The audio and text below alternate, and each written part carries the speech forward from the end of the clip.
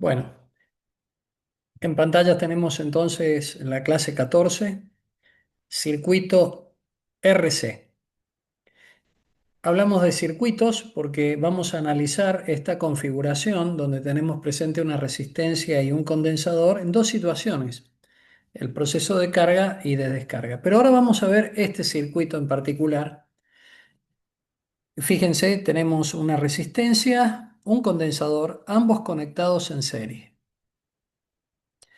y una fuente de alimentación, una FEM, una batería. La parte activa del circuito. Esta S representa una tecla, un switch. ¿Mm? O sea, un dispositivo que me permite abrir o cerrar el circuito.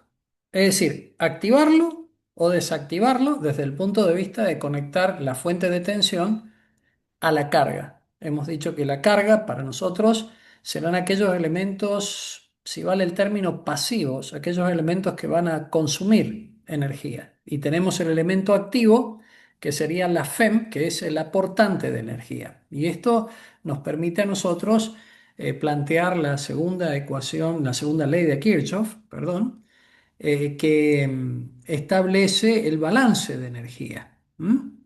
Que nos permite de alguna manera hacer referencia a la ley de conservación de la energía. Es decir, todo lo que se aporta en el circuito, pues de alguna manera existen elementos que lo van a estar consumiendo. En este caso, los consumidores van a ser el condensador y la resistencia, conectados, como dije recién, en serie. Por lo tanto, en la posición mostrada de la figura con el switch abierto, el circuito abierto, no pasa absolutamente nada. Ahora, cuando nosotros cerramos esta llave, o sea, conectamos el punto que está indicando el cursor con este otro extremo de la derecha, cerramos la llave, cerramos el interruptor, pulsamos el switch, el circuito se energiza. En ese momento, la FEM, o sea, la batería, que vamos a denominar FEM, fuerza electromotriz, la batería lo que produce o genera en el circuito es justamente eso, una fuerza electromotriz. Establece una condición física en el circuito tal que los portadores de carga, susceptibles de moverse por estos conductores, ¿sí? Justamente lo harán, se moverán, excitados, comandados, inducidos, ¿sí? Por el campo eléctrico que va a generar esta fuente de tensión, esta batería. Inicialmente el condensador suponemos que está descargado. Lo acabamos de comprar, viene descargado, lo hemos conectado con la resistencia. Ahora, en el tiempo inicial, en t igual a cero, cuando cerramos nosotros el interruptor, ¿qué hace esta batería? Empieza a mover los portadores de carga. Es decir, la batería establece en el conductor, en el cable que vincula la resistencia con el condensador, establece un campo eléctrico y una diferencia de potencial asociada a ese campo eléctrico. Y debido a esa diferencia de potencial que provee la FEM, que genera el campo eléctrico a su vez, este campo eléctrico produce el efecto de generar fuerzas sobre los electrones libres, aquellos electrones que pueden llegar a moverse bajo la acción de este campo y justamente se produce ese movimiento de electrones. Es decir, dicho en otros términos, es como que la FEM produce el traslado, ¿m?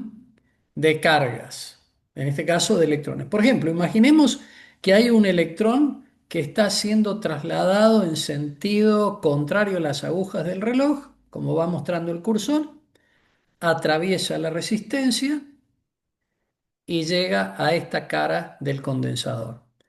Y así sucesivamente, de modo que a lo largo del tiempo, a medida que éste avanza, esta batería está produciendo un movimiento de electrones que genera en el borne, podríamos decir, superior de este condensador, o en esta placa del condensador, una polaridad negativa, un exceso de carga negativa y un defecto en la placa inferior.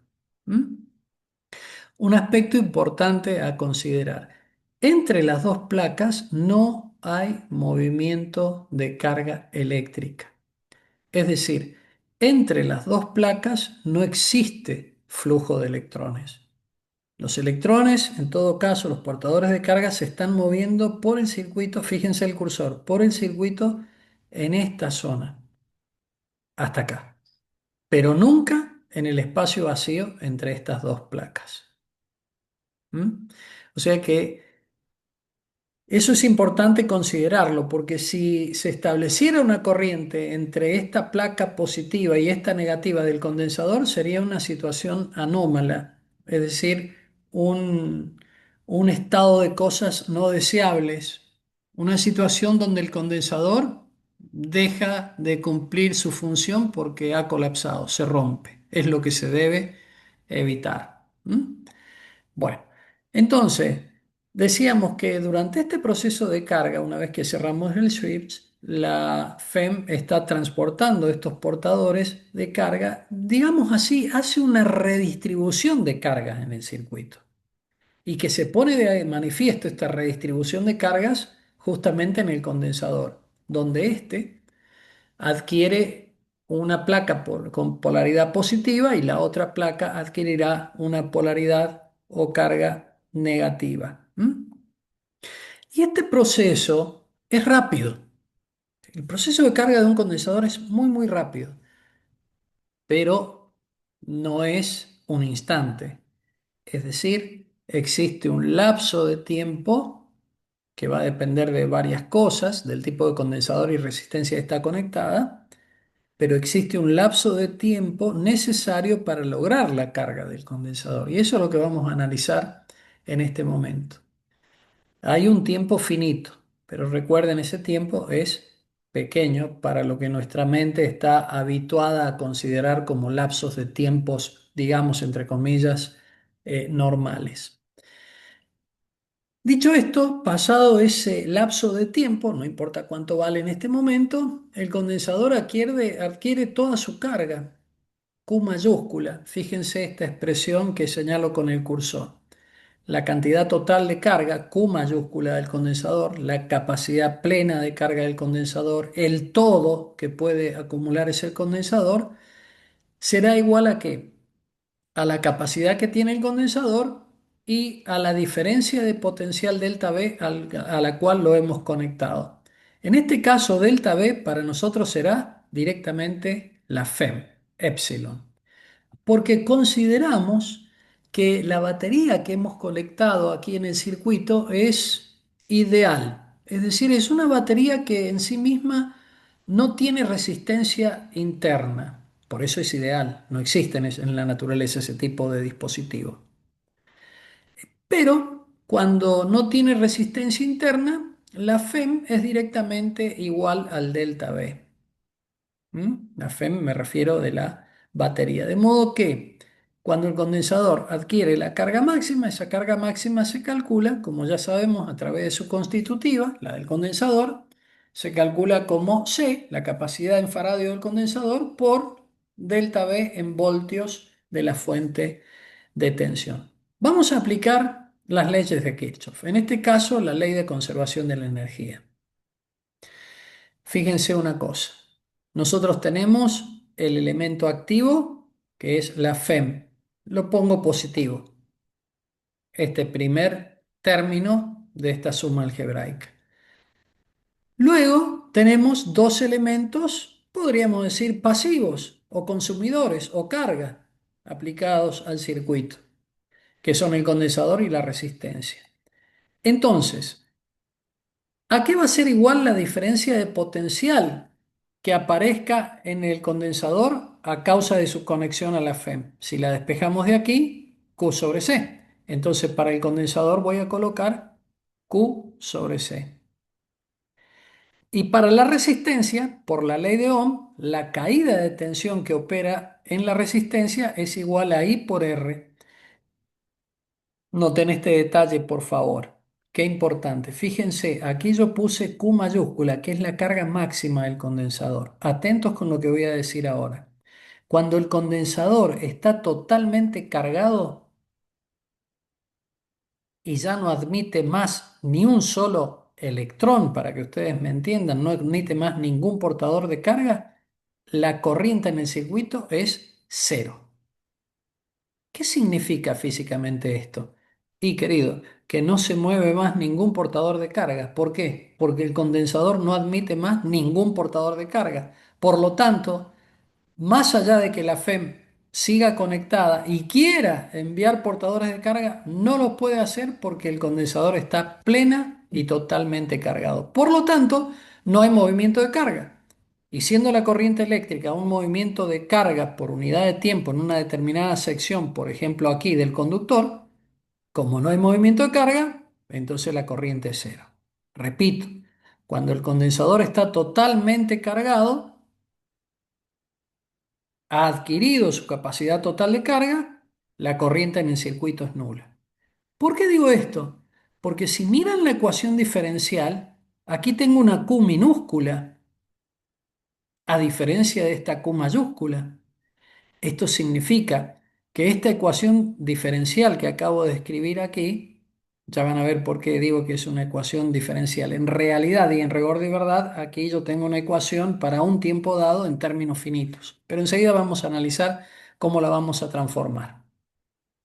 Decía, cerrando el paréntesis que hice, esta Q minúscula es un estado de carga intermedio entre cero, que es cuando el condensador está descargado, y la carga máxima que el condensador tiene. Es una carga que adquiere el condensador, digamos así, a mitad de camino, entre cero y la carga máxima. Q sobre C entonces, fíjense la expresión aquí en el cursor, Q sobre C es igual al delta V en ese momento. E I por R es el delta V o la caída de tensión en la batería. ¿Mm? Es decir, que esta expresión matemática es la que está en juego mientras el proceso de carga del condensador se está llevando a cabo. ¿Por qué? Porque Q minúscula es una carga entre cero y Q mayúscula, es decir, el condensador está todavía admitiendo la posibilidad de redistribución de cargas en el circuito para adquirir su carga total de almacenamiento. En el tiempo inicial, lógicamente la carga es nula. Cuando yo cierro. ¿Y qué pasa? El condensador no tiene ninguna carga. Por lo tanto, toda la caída de tensión se tiene que dar ¿en dónde? En la resistencia. Es como si en el instante inicial, cuando yo enciendo la llave, cuando cierro el circuito, cuando pulso el switch, es como si el condensador, imaginen así, como si no existiera. Como si solamente tuviéramos la FEM y la resistencia. Por lo tanto, en ese instante, la caída de tensión por la ley de Ohm, igual a I por R, se da toda en la resistencia. Si ustedes pasan esta resistencia multiplicando aquí, nos queda que delta V, ya hemos dicho que es igual a la FEM, delta V es igual a I por R. ¿Pero por qué le pongo I0? Porque esta condición o situación se da solamente en el instante t igual 0 cuando el condensador no tiene carga, como si no existiera. En ese momento, en ese instante, la corriente inicial es epsilon o delta V sobre R. ¿Mm? Acá está escrito, en este instante, la diferencia de potencial, ¿en qué instante? Cuando yo cierro el switch, cae totalmente en la resistencia. Es decir, el elemento activo es la FEM y el elemento pasivo, la carga, lo que yo estoy alimentando es la resistencia. O sea, la subida de tensión me la da la FEM, pero la caída de tensión me la produce en el instante inicial toda la resistencia. En el instante inicial, el condensador no tiene cargas, entonces Q vale cero y este término del medio de esta suma algebraica desaparece. ¿Mm? Ahora, cuando el condensador, cuando el condensador se carga hasta el tope, hasta lo máximo que puede, que es la carga Q, en este caso, en ese momento decíamos recién y ya lo manifestamos, la carga deja de fluir, deja de haber un movimiento de portadores de carga y la corriente en el circuito cesa, termina, deja de ser. Entonces, Si la corriente en el circuito deja de ser porque se llenó el condensador, por la ley de Ohm, B es igual a I por R, pero si I vale cero, cero por R es cero. Entonces delta B en la resistencia, ¿cuánto va a valer? Cero. Y me pregunto, ¿y ahora la caída de tensión en dónde se tiene que dar? Si esto es una subida de tensión, ¿cuál es el elemento pasivo? ¿Dónde está esa caída de tensión para que la sumatoria de la subida y las caídas de tensión me den cero? Y en el condensador. ¿Mm? Entonces, cuando la corriente deja de fluir porque el condensador se ha llenado, se ha cargado totalmente, la diferencia de potencial cae totalmente en el condensador. ¿Mm? Y por la constitutiva de los condensadores, recordemos, era Q igual a C por delta B, o sea, Q por epsilon, porque hemos dicho que delta B y epsilon en este caso son iguales porque consideramos una batería ideal. Entonces, cuando la corriente se anula, porque ya se cargó el condensador, toda la caída de tensión, fíjense, acá está la caída de tensión, toda la caída de tensión se da en el condensador. Fíjense este detalle. C por epsilon será igual a C por delta B. Ya manifestamos por qué. Y decía recién que esta expresión la íbamos a convertir en una ecuación diferencial. Esta expresión no es una ecuación diferencial porque es la expresión en términos finitos para un instante dado. En un instante dado yo saco una foto, matemática por decirlo de alguna manera, y tengo esta expresión. ¿Qué está sucediendo entre el elemento activo y los dos elementos pasivos, el condensador y la resistencia? Bueno, ahora, nosotros sabemos que la corriente eléctrica la podemos definir como diferencial Q sobre diferencial T. Ya lo hemos visto eso. Por lo tanto, vamos a ver, esperemos que salga la indicación del PDF. A ver, segundito que justo me interrumpe. Ahí está. No lo vamos a tocar. Fíjense, por favor, porque no quiero mover el cursor, la última ecuación al pie del PDF. Dice epsilon menos Q sobre C y compárenla con la que está en la parte superior del PDF, menos I, que va a ser diferencial de Q sobre T por R igual a cero. Ahora sí estoy estableciendo una ecuación diferencial porque noten que yo estoy colocando en esta expresión la derivada de Q respecto del tiempo. Es decir, estoy físicamente considerando, escuchen esto, cómo cambia Q con el tiempo. ¿Mm? Es decir, yo me paro en una determinada sección del conductor y dejo que fluya el tiempo. ¿Cuánto tiempo? Un delta t. ¿Y cuánto vale el delta t? Tan pequeño como vos quieras, pero un lapso de tiempo.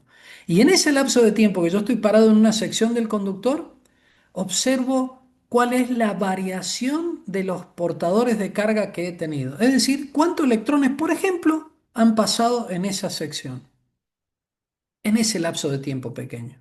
Repito, tan pequeño como vos quieras. Entonces, esto significa que estoy observando cuál es la variación de movimiento de portadores de carga a través de esa sección, de esa sección. Por ejemplo, electrones. Eso significa la expresión corriente eléctrica igual a diferencial Q sobre diferencial T. ¿Mm? Cómo han variado los portadores de carga que están pasando por la sección a medida que transcurre el tiempo. Recuerden esto. Desde el punto de vista del análisis matemático, la expresión diferencial de Q sobre T no tiene, digamos, limitaciones en cuanto a lo pequeño que puede ser el diferencial de Q, porque consideramos las cargas como continuas e infinitamente pequeñas, si fuera el caso analizarlas desde ese punto de vista. Pero aquí en física, la carga más pequeña que nosotros podemos tener es, a los fines de lo que estamos analizando, la carga de un electrón. ¿De acuerdo? No, no olviden ese detalle. Despejamos de la ecuación anterior diferencial de Q sobre diferencial de T y nos queda epsilon sobre R menos Q sobre RC. Sacamos factor común RC, fíjense la expresión, nos va a quedar C por epsilon menos Q. Y ahora lo que hago es sacar factor común menos uno en el paréntesis. ¿Para qué? Para que la carga Q minúscula, es decir, esa carga en el condensador en un instante dado de tiempo entre cero y Q máximo, un instante cualquiera de tiempo, me quede positiva. Entonces saco factor común menos uno y me queda Q menos C epsilon. ¿Mm? ¿Y ahora qué hago? Bueno, voy a integrar diferencial de Q sobre T, porque pretendo ver, esto significa cómo cambia la carga en el condensador a medida que transcurre el tiempo. Repito, diferencial de Q sobre diferencial de T significa cómo cambia la carga Q en el condensador, cómo varía la carga Q en el condensador, cómo se modifica la carga dentro del condensador a medida que transcurre el tiempo. Por lo tanto, si quiero todo el proceso completo de carga del condensador, ¿qué debo hacer? Y bueno, integro entre cero, en este caso, y el instante del tiempo que estoy considerando para ver cuánta carga he almacenado en el condensador. Entre cero y Q minúscula, entre cero y esta carga que estoy admitiendo en el condensador. Para eso hago separación de variables. Es decir, el paréntesis lo paso a la izquierda del primer miembro y el diferencial de t a la derecha. Y escribo diferencial de t sobre RC, negativo, conservo este signo, y diferencial de Q sobre el paréntesis. E integro, es decir, hago la suma de estas cantidades subintegrales. Las cantidades que están aquí en el integrando. Hago la suma de estas pequeñas cantidades. Y lo mismo para el miembro de la derecha, pero entre cero y un tiempo t. En este tiempo t tengo esta carga Q minúscula en el condensador. Recuerden, esta carga Q minúscula es entre la carga cero del condensador, la situación cero carga, y la carga Q mayúscula, la carga máxima. Bueno, entre esas dos, digamos, límites para el condensador en un estado intermedio, en un tiempo t minúscula. Bueno, la integral de la derecha es muy sencilla de resolver y aplicamos barro y nos queda menos t sobre RC.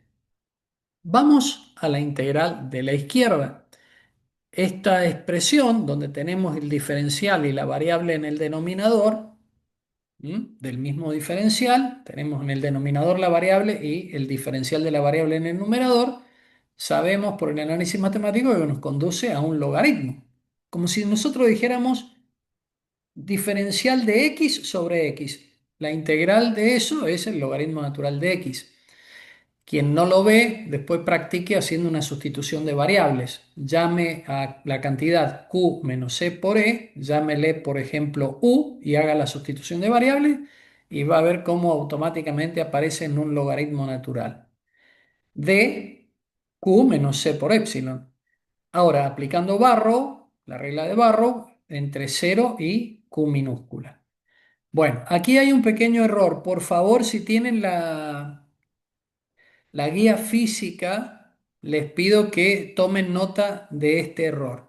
Fíjense, cuando valuamos esta expresión en el límite superior Q, nos queda el minuendo de esta expresión, es decir, desde aquí hasta acá, el minuendo de esta expresión. Perfecto, eso está bien. Pero la regla de Barrow me dice menos esta expresión valuada en cero. Ahora, cuando Q vale cero, aquí me quedaría logaritmo natural de cero menos C por epsilon. Logaritmo natural de paréntesis menos C por epsilon. Entonces aquí viene un signo menos que no está colocado. Después fíjense ese detalle. Aquí está faltando el signo menos. Agréguenlo, por favor, en sus notas. Ahora, por propiedades de los logaritmos, el logaritmo de A menos el logaritmo de B lo puedo escribir como el logaritmo de A mayúscula sobre B mayúscula. ¿Ven? Aquí aparece este signo menos y uno dice, ¿y este signo menos de dónde viene? ¿De dónde viene si acá no está? Bueno, porque acá está faltando. ¿Se entendió? Ok. Ahora, la integral esta de la izquierda, que la acabamos de resolver hasta este paso, en el anterior es igual a menos t sobre RC. Entonces, esta expresión es igual a menos t sobre RC. Pretendemos despejar Q, por lo tanto, usamos la función inversa del logaritmo, ¿m? Para poder ir en búsqueda del despeje de Q. ¿M?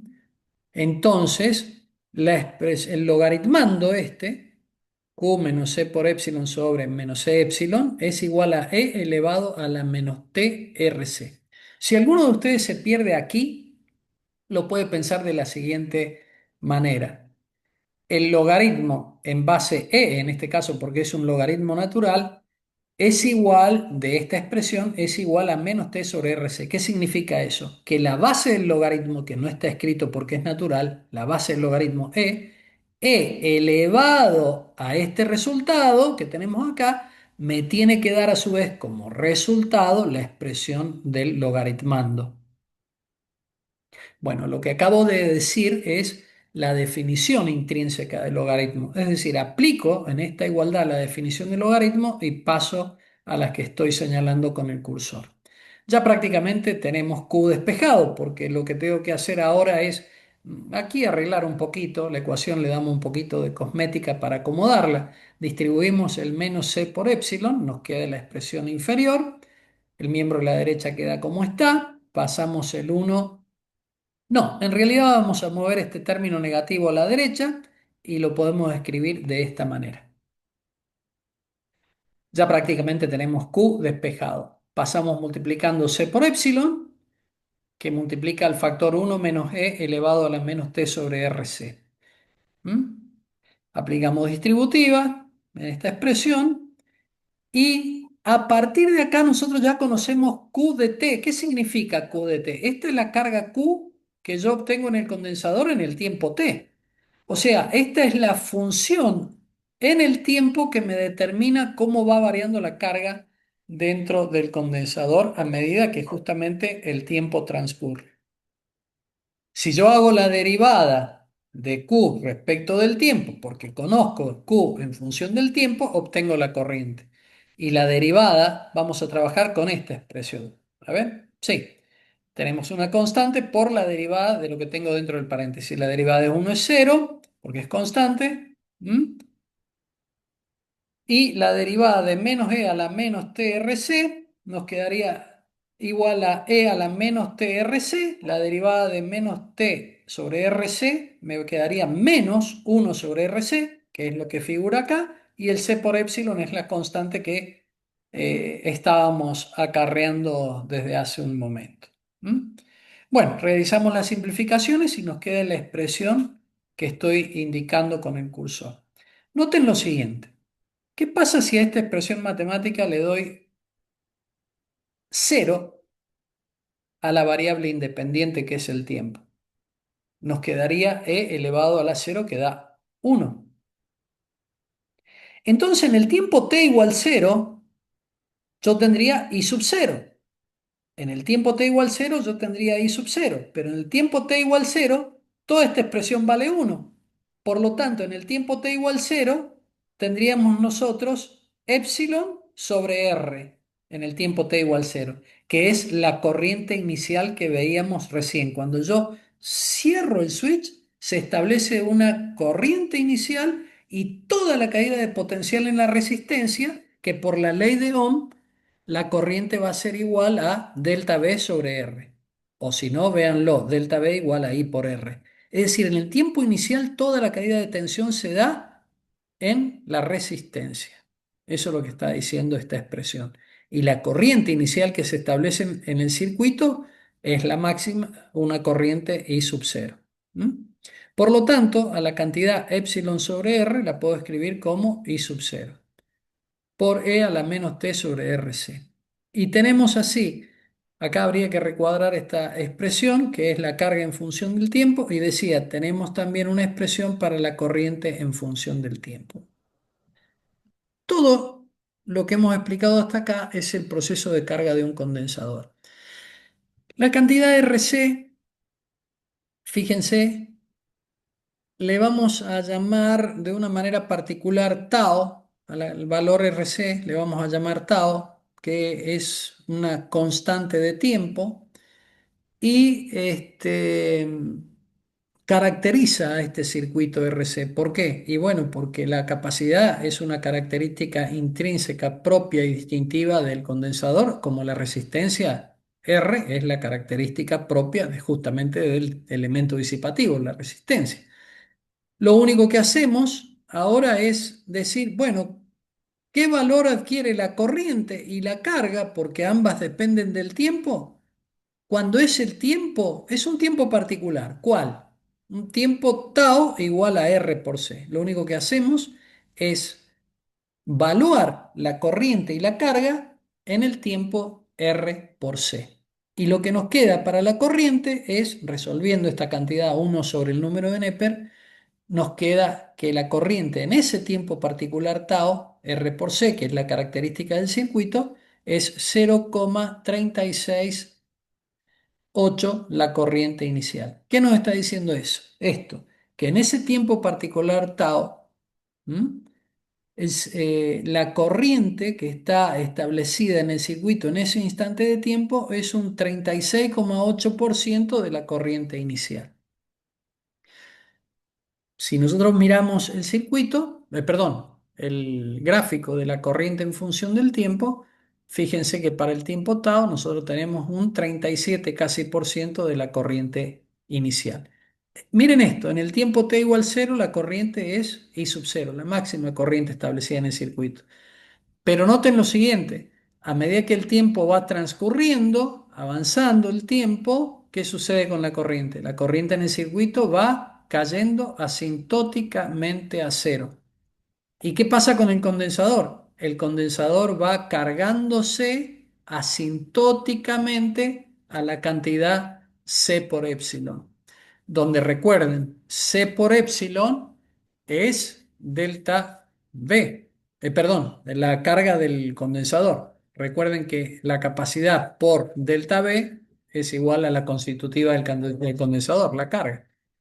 Entonces, a medida que el tiempo transcurre, ¿qué sucede? El condensador, noten esta curva, se va cargando. Primero empieza a cargarse rápidamente y después es como que el proceso de carga va ralentizándose, deteniéndose y haciéndose asintótico hasta el valor máximo de carga. Esta cantidad C por epsilon es Q mayúscula y el eje este vertical de ordenadas es Q minúscula, es decir, cómo cambia la carga en función del tiempo. Por lo tanto, estas dos curvas nos están mostrando cómo varía en el proceso de carga de un condensador tanto la corriente como en el circuito como la carga en el condensador, que es lo que estamos analizando en este momento, ¿sí?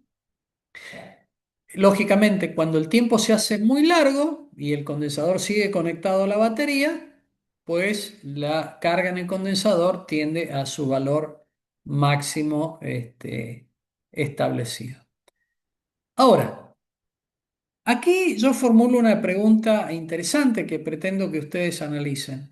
La disminución de energía en la batería, recuerden que la batería es el elemento activo del circuito, la disminución de energía la batería es Q por epsilon. ¿M? Y Q por el condensador es C por epsilon, de modo que si reemplazo aquí la constitutiva del condensador, nos quedaría C por epsilon al cuadrado. Entonces, la disminución de energía en la batería es el producto total de la carga por la FEM. Esto que está aquí. Cuando está totalmente cargado el condensador, la energía que almacena es un medio de Q por epsilon. ¿Mm? Si yo reemplazo Q por la constitutiva, C por epsilon, puedo escribir que la energía total almacenada en el condensador es un medio de C por epsilon al cuadrado. Entonces aquí viene una cuestión interesante. Miren esto. Si la disminución de energía en la batería es el paquete C por epsilon cuadrado, supongamos que esto vale 1000 joules. ¿Por qué el condensador ha almacenado 1000 joules dividido 2, 500 joules? Es decir, la mitad de la disminución de energía en la batería. ¿Por qué? Ese es el planteo que quiero dejar para que ustedes analicen. ¿Qué puede estar pasando en ese, eh, en esa situación, en ese estado de cosas. Bueno, vamos a dejar de filmar hasta acá.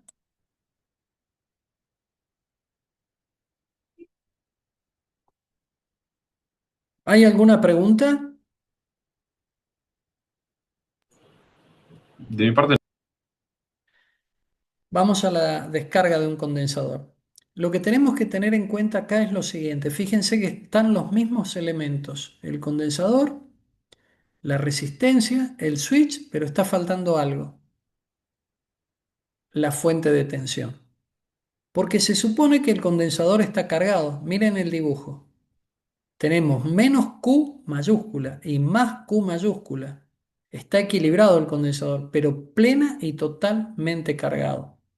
Es decir, en el paso anterior nosotros decíamos el condensador adquiere una carga máxima Q mayúscula. Por lo tanto, por la constitutiva del condensador, la carga Q es igual a C por delta V, es decir, la capacidad del condensador por la diferencia de potencial establecida entre los bornes del condensador. Fíjense, aquí están los elementos. La capacidad del condensador, la carga que almacenó y la diferencia de potencial establecida. No hay FEM. ¿Por qué? Porque en el momento en que yo cierre este interruptor, cierre el circuito porque ahora está abierto, en el momento en que yo lo cierre, el condensador trabajará como si fuera una fuente, y lo es, de tensión, estableciendo una corriente en el circuito. Ahora, lo hace a expensas de descargarse. No es que el condensador establece una corriente y queda funcionando esa corriente indefinidamente. No, no, no. Tiene un lapso de tiempo en donde esa corriente cesa en el circuito. Bueno, el dibujo inferior indica la situación. Noten que el condensador ya no tiene Q mayúscula. Fíjense el dibujo inferior, el circuito elemental. El switch está cerrado, T dice que es mayor que cero, o sea, un tiempo después de haber pulsado la llave para cerrar el circuito. Y el condensador, como decía, no tiene Q mayúscula, tiene Q minúscula, es decir, una carga determinada Q, pero inferior a la máxima. ¿Por qué? Porque se está descargando. ¿Para qué? Para establecer una corriente I, noten que está dibujada allí, una corriente I en el circuito.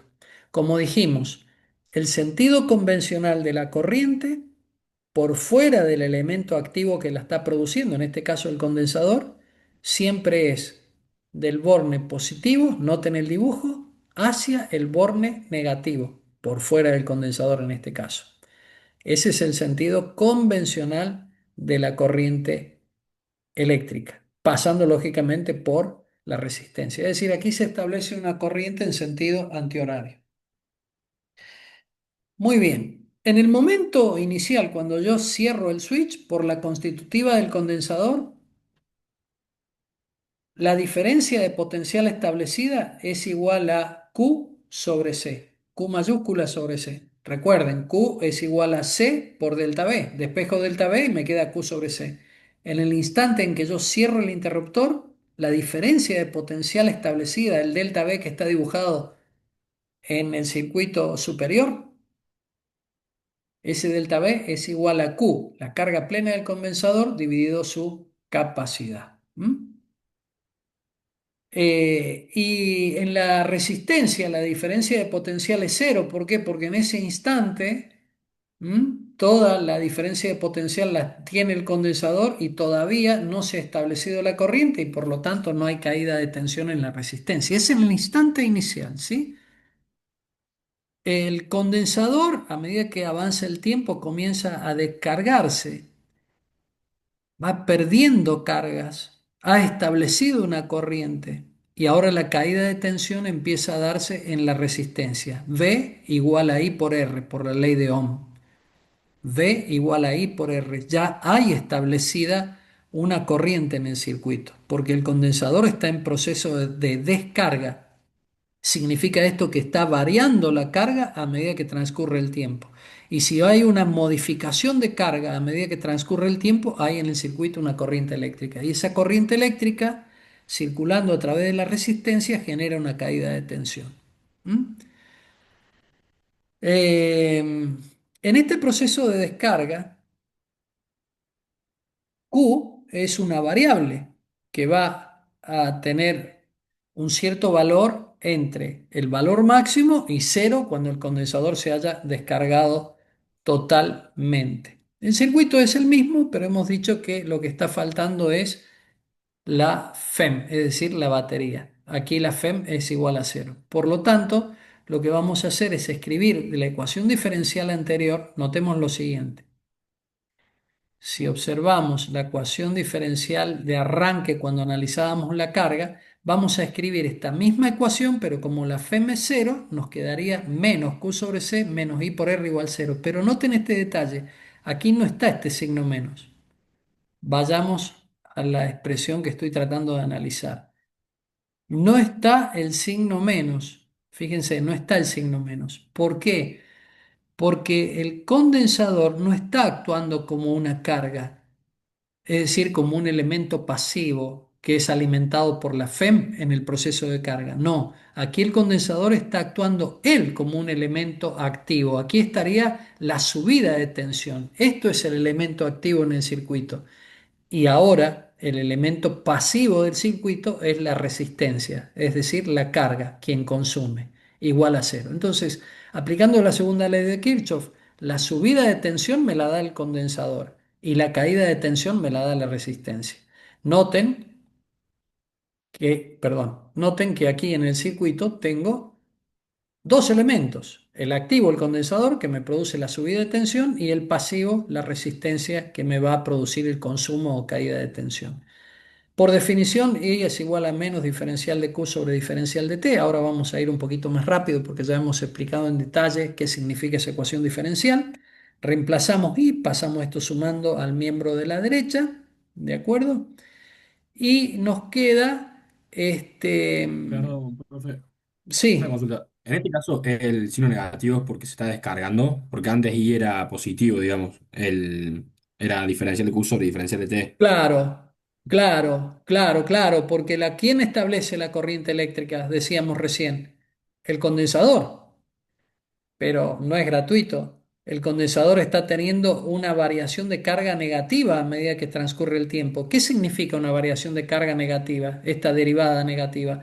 Significa que estoy teniendo un defecto de carga a medida que transcurre el tiempo. Es decir, está disminuyendo la carga. Es decir, el condensador se está descargando y de allí viene este signo negativo. ¿Se entendió? Sí, sí, perfecto. En cambio, antes era positivo, ¿por qué? Porque la producía esa corriente la batería. En cambio, aquí el condensador sí está estableciendo una corriente, fantástico, pero a expensa de descargarse. Bueno, este signo menos puesto acá me queda positivo, por lo tanto, si despejo, nos va a quedar la expresión R por diferencial de Q sobre diferencial de T, nos queda positivo, esto lo pasamos negativo al otro miembro, hacemos separación de variables, diferencial de Q sobre Q y diferencial de T sobre RC, esta R pasa dividiendo, integramos a la izquierda y a la derecha. Voy rápido porque ustedes ya saben esta parte. La integral de diferencial de x sobre x es logaritmo natural de x. En este caso tenemos la integral de diferencial de q sobre q que nos quedará el logaritmo natural de q minúscula aplicando la regla de Barrow entre q mayúscula, que es el límite inferior de la integral, y q minúscula. Noten este detalle. El límite inferior de la integral es q mayúscula, es la plena carga del condensador. Y el límite superior de la integral, es decir, pasado un lapso de tiempo, es Q minúscula. Y claro, porque el condensador está a plena carga, presten atención, y cuando transcurre un tiempo, por ejemplo, un diferencial de T, la carga Q ha disminuido una cierta cantidad diferencial de Q. Entonces, Q mayúscula menos diferencial de Q me va a dar igual a Q minúscula. Es decir, la Q minúscula es la Q mayúscula menos una cierta cantidad de carga que el condensador ha aportado como elemento activo al circuito. Me detengo acá. ¿Se entiende lo que estoy diciendo? Sí, se entiende, profe. Perfecto. Sí, profe. Ahora, para el caso del tiempo no hay problema, porque en el tiempo inicial Sabemos que cerramos el switch y dejamos que el tiempo transcurra hasta un cierto valor t cualquiera. ¿De acuerdo? La integral de diferencial de t será t, valuado entre 0 y t me queda t, y la expresión multiplicado por menos 1 sobre RC nos queda lo de la derecha. ¿Mm? Bien, la expresión que tenemos aquí, logaritmo natural de de Q minúscula sobre Q mayúscula, ¿de dónde viene, chicos? Viene de aplicar la regla de Barrow entre los límites inferior Q mayúscula y Q minúscula. Háganlo, aquí hay un paso intermedio que lo he salteado.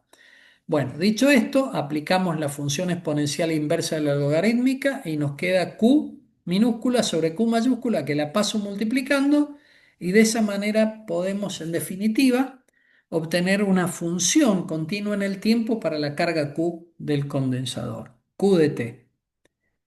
Ahora, esta es una carga Q en el tiempo, en un tiempo T cualquiera, del proceso de descarga del condensador. Por ejemplo, si T vale cero, si T vale cero en el instante inicial, E elevado a la menos esta expresión me queda uno.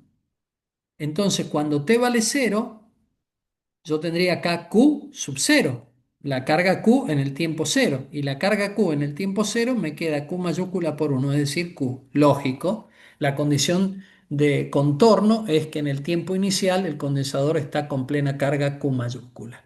Para un tiempo cualquiera T, la carga será otra, pero desde luego más pequeña que la carga Q mayúscula, porque fíjense que esta Q mayúscula está multiplicada por una función exponencial decreciente, es decir, a medida que transcurre el tiempo, la función resultante Q de t es decreciente por el signo menos este del exponente de la función exponencial en el tiempo. Ahora, como conozco la carga en función del tiempo, puedo hallar la derivada en función del tiempo. Recordamos que es negativa por lo que me preguntaron y expliqué recién. Entonces, haciendo la derivada de la expresión que está recuadrada, que la estoy indicando con el cursor, nosotros vamos a obtener, bueno, lo que tenemos indicado acá. Fíjense, tenemos Q que es constante por la derivada de esto, E elevado a la U es E a la U por la derivada de U, que es menos RC. Por eso aparece este factor aquí, menos 1 sobre RC, que reacomodándolo un poquitito nos queda esta expresión para la corriente. Veamos si puedo subir un poquito. Vamos a esta expresión. Cuando el tiempo t vale cero, todo esto se hace uno y por lo tanto me sobrevive este factor de la izquierda. Quiere decir que en el tiempo t igual a cero, la corriente máxima que se establece en el proceso de descarga en el instante inicial es Q sobre RC. Por eso esa es una corriente I sub cero. ¿Por qué? Porque esta corriente existe solamente en ese instante, en el instante en que yo cierro el switch para comenzar el proceso de descarga del condensador, igual a Q sobre RC. Por lo tanto, la corriente de descarga, se llama esta corriente de descarga de un condensador, es igual a I sub 0 por E a la menos T sobre RC. Lo que vamos a hacer ahora es establecer una constante de tiempo tau que caracteriza a esta configuración condensador-resistencia. Tau es igual a R por C. Por eso esta temática que estamos tratando esta noche se llama circuitos RC, ¿m? Porque los caracteriza a estos circuitos la conexión en serie de un condensador y una resistencia, donde el producto R por C lo definimos como constante de tiempo. Lo único que tenemos que hacer es, en el tiempo t, aquí, evaluar el tiempo t, mejor dicho, en el valor RC, hacer las simplificaciones y los cálculos y vamos a obtener las curvas de descarga del condensador para la representación de la carga y de la corriente, que eso lo dejo como una tarea para ustedes. ¿De acuerdo? Eh, perdón, perdón. Vamos a dejar de compartir, de grabar acá para que puedan realizar preguntas.